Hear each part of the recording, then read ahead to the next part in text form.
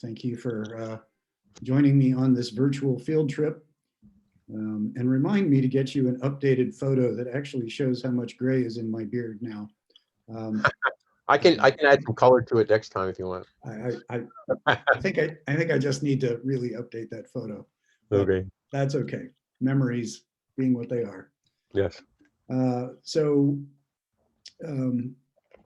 Here is a warm and humid area in Mississippi, part of the DeSoto National Forest. The U.S. Department of Agriculture runs the U.S. Forest Service and maintains and supports this particular environment. And so it's kind of nice to see it from above, seeing as that's how we get to travel these days. So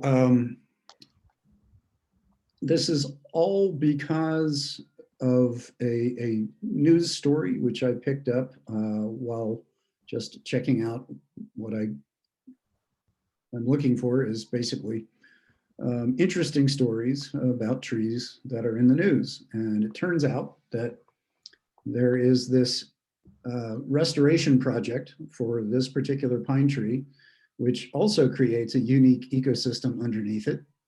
And as I explained to Brian when I proposed this story, I knew about what the longleaf pine needles created in terms of art. Next slide, Brian. But I didn't know about the tree. So that's a part of the learning experience of doing all this.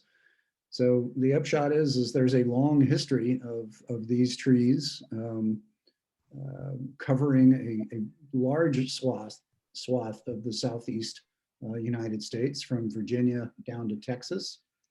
And because forests managed the understory, these unique ecosystems could be maintained and populated with really unique plants.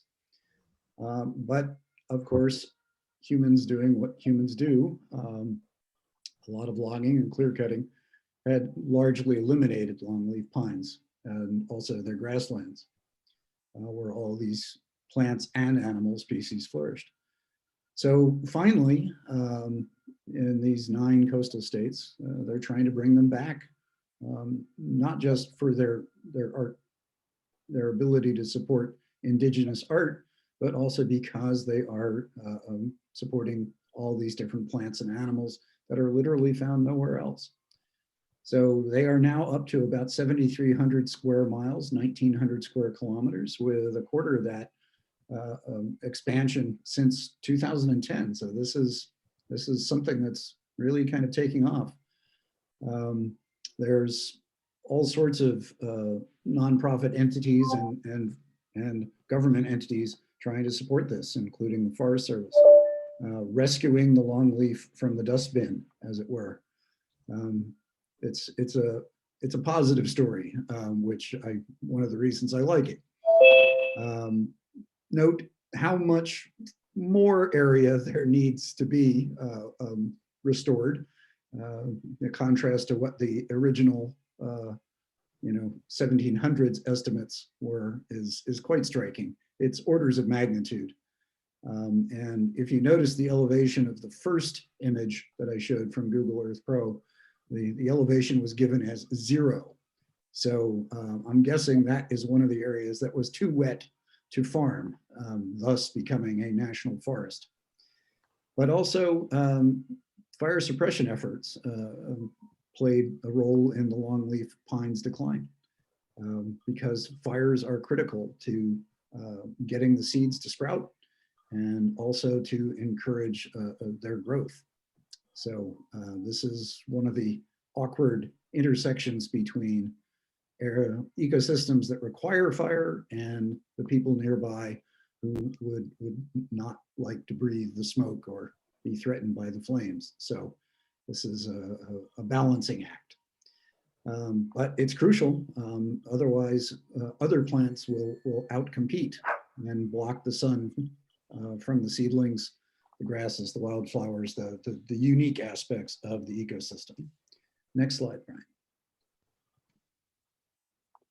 So as I mentioned, indigenous art was how I knew about the longleaf pine, and there are some just beautiful art forms easily available for researching on this on the internet, or if you're interested, for purchase, because this is still supporting indigenous people as well as artists who've learned the craft. But this gives you a sense of the height of the pine tree, 75, 80 feet, 25 or so meters high. And you can see the fire damage to the lower part of the trunk that is kind of essential to their survival and continued propagation. So here's the AP story, is full of beautiful pictures. Next slide. This gives you a sense of both the pine trees themselves relative to some cars for scale, these are not fully mature yet, but they are getting there, and also the grasslands underneath that needs to be cleared periodically by fire to prevent other species from outcompeting the longleaf pine. Next slide. I really just can't fully visualize a foot-long pine needle, but here's a close-up of them, and the fact that they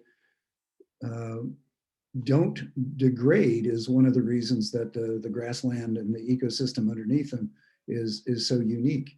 So it is one of the things that also gives the baskets themselves their longevity, is the durability of these pine needles. Next slide. So here's a seedling in its very early stages, not looking like much, and one does wonder how it would survive a fire.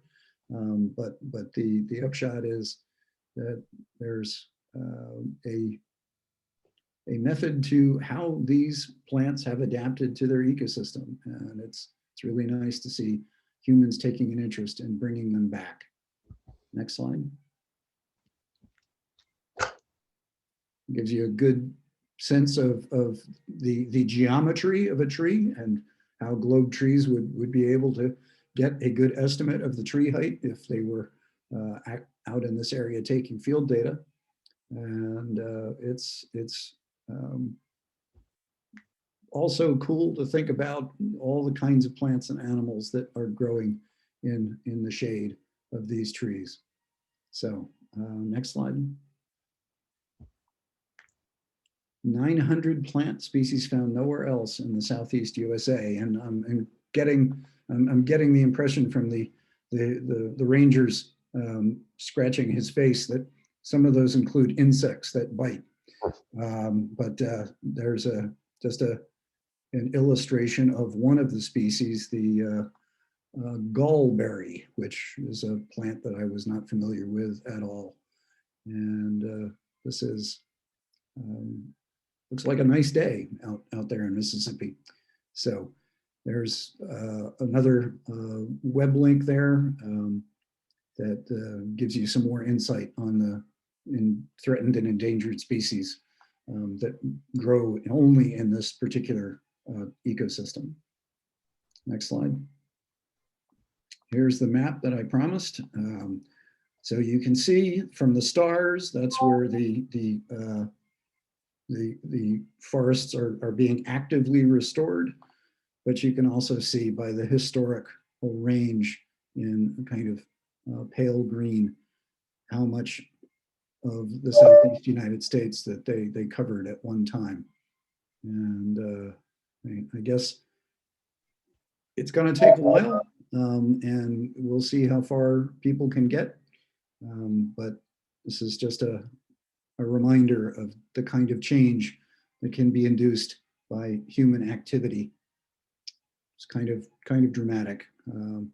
And well, it's good to see people getting involved. That could be the last slide now. I think there's a growth cycle one. There we go.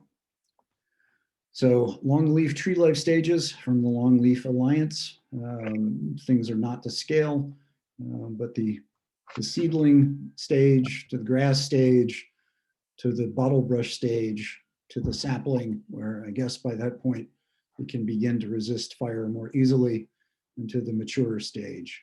But if it's anything like the southern yellow pine, the wood is very good for woodworking projects, house construction, even furniture. So I need to do a little more work to explore that, to understand why these trees were harvested. Was it simply because they created land for farming, or were they really using the wood for construction and other human activities? I think that's it, Brian, and thanks very much for the time and for everybody listening.